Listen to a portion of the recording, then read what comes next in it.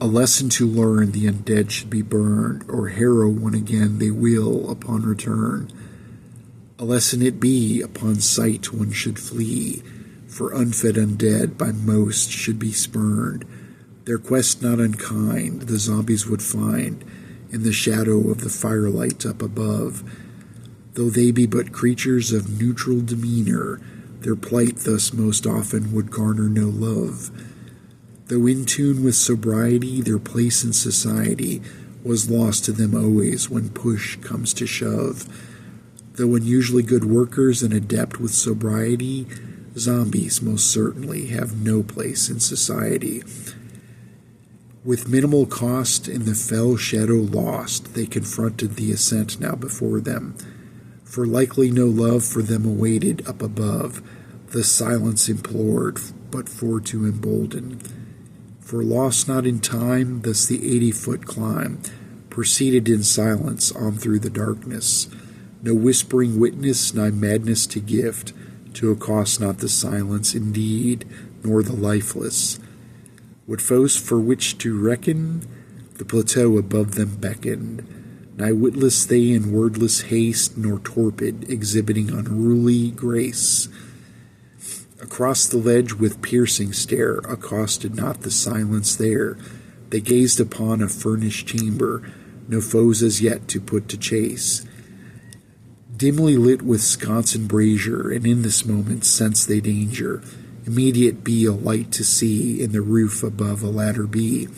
Down it he came in wordless haste, clumsily loud in shirking grace. Daylight descending, drawn to a close, as cursing across the floor came he.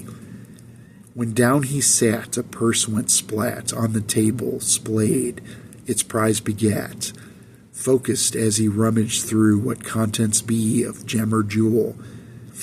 His prize forgotten, he groped his mace as a shadow danced across his face. Wordless, witless, nigh what to do, uttered he a drunken spew. Shameless thus he fell from grace, the realization brought distaste. For splattered on the purse he threw the owner's blood, the leather new.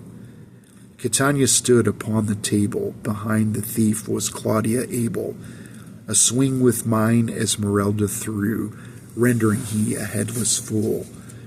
Across the room a tapestry hung, it over a chamber's entrance was slung. Behind a distant cowbell rang, a muster perhaps its warning sang, out to call the robbers' guild to muster, for a defense to build.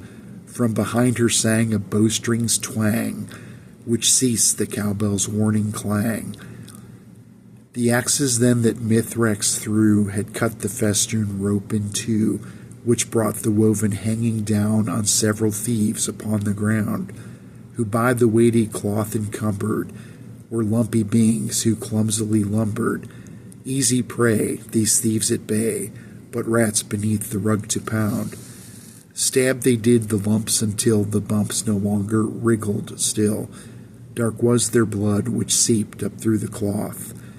5 there were who'd fight no more, time to task the other 4. Ensnared as yet they were in drunken sloth. Their open minds as yet agape, what thoughts they had were but of rape. These novices 3, indeed they be a sad, paltry lot. When hither put they to the task, what blows they landed for to ask. To part they were with heads for sure, eyes wide in danger soon forgot. 3 more there were indeed to view, to harrow and perturb anew. Lurking they were yet within the chamber hiding, they had been unseen. A flurry passed, drop, tuck, and roll.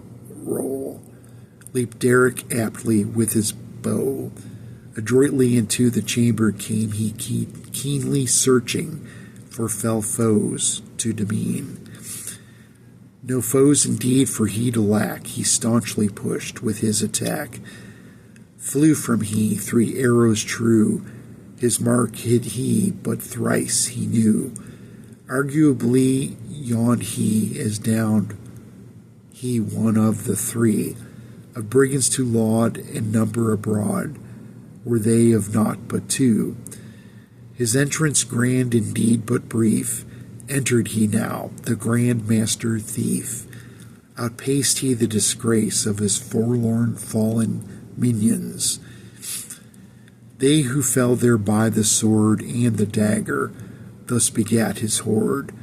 Now last they were within his thoughts, along with those of his dominion. Emboldened as he was by strife, he fought beholden for his life. As the beckoning blade of Morpheus came and entered the fray, his thoughts of prizes for to thwart, what wealth to offer to exhort, and thoughts full of whether his end would come today.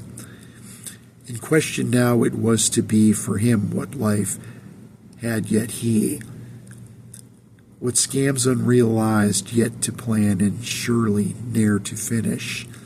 His inner voice, internal yoke, his conscious mind through which it spoke, resigned as he be to his fate, but would surely he diminish.